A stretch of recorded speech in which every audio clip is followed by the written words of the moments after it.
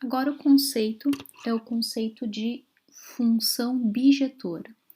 Uma função f de a em b é bijetora quando ela for injetora e sobrejetora ao mesmo tempo, ou seja, elementos distintos do conjunto A correspondem sempre a elementos distintos no conjunto B, que é a condição para a gente dizer que a função é injetora, e a imagem é igual ao contradomínio, que é a condição para que ela seja sobrejetora. Então, é simples, uma função bijetora é aquela que atende às duas condições.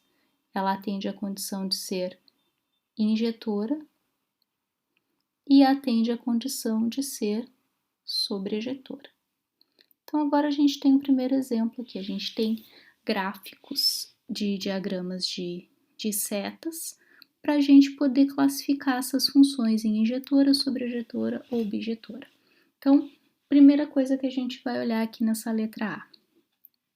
Eu tenho valores diferentes do meu domínio que chegam sempre em valores diferentes do meu contradomínio.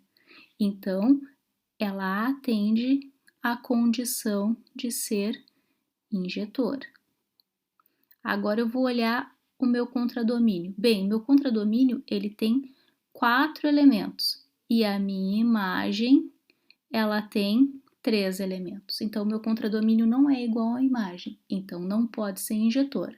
Então, esse exemplo aqui da letra A é uma função que ela é somente injetora.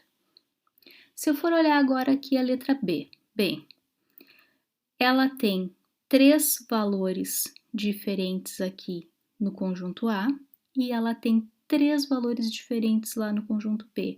Valor diferente de A tem correspondência diferente lá no conjunto B. Valor diferente de A tem correspondência diferente no conjunto B, valor diferente de A tem correspondência diferente no conjunto de B. Então, essa função, ela atende à condição de ser injetora. Agora eu vou olhar o contradomínio e a imagem. A minha imagem tem 3 elementos e o meu contradomínio é exatamente esses 3 elementos. Como o contradomínio é igual à imagem, a função também atende à condição de ser sobrejetora.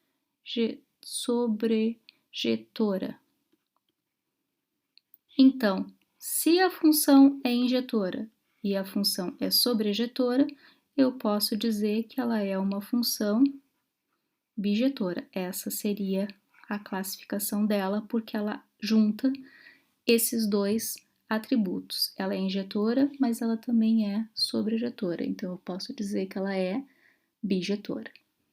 Agora, aqui no exemplo C, eu tenho 3 valores lá no meu domínio de A, mas acontece um pequeno detalhe aqui, ó. Valores diferentes de A chegam no mesmo valor de B. Então, ela não é injetora, ela não atende àquela condição de valores diferentes de A terem correspondências diferentes lá em B. Agora, ela é sobrejetora? É, porque a minha imagem ela é igual ao meu contradomínio, porque chegam 2 setas aqui e chega uma seta aqui. Então, ela atende à condição de ser sobrejetora. E esse último exemplo aqui, ela não atende à condição de ser injetora, por quê? Porque eu tenho valores diferentes lá no meu domínio que chegam no mesmo valor da imagem. Então, ela não é injetora. E o meu contradomínio é diferente do meu conjunto imagem. Por quê? Porque a minha conjunto imagem teria esses 2 elementos e o meu contradomínio teria os 3. Como o meu contradomínio ele é diferente da minha imagem, ela também não é sobrejetora. Então, se a minha função ela não é nem injetora, nem sobrejetora,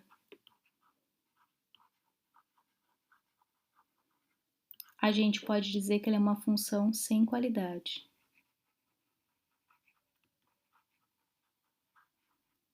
Tá? A gente também pode classificar essas funções que estão representadas graficamente aqui abaixo. Então, levando em consideração os conceitos que a gente já viu sobre injetora, sobrejetora e bijetora. Então, primeiro detalhe, a gente tem aqui na letra A uma reta, está dizendo que o domínio dela é os reais e o contradomínio dela é os reais, ou seja, significa que eu posso aumentar essa reta infinitamente para os dois lados. Então, vou usar o teste aquele da reta paralela ao eixo dos x. Se eu fizer retas paralelas ao eixo dos x aqui, ele vai cortar o desenho da minha função em um único lugar? Vai, porque ela é uma reta, né? Então, sempre vai ter um único local de intersecção. Então, significa que valores diferentes de x, então, se eu tenho um x1 diferente de um x2, vai implicar em valores diferentes de y, ou seja, f de x1 também diferente de uma f de x2. Então, significa que a minha função ela é injetora. Agora eu vou olhar, bem, minha imagem são os meus y, né? Então, se eu estou usando como imagem exatamente todo o meu contradomínio, que é o conjunto dos reais, significa que ela também é sobrejetora. Se ela atende às duas condições, é porque essa função ela é uma função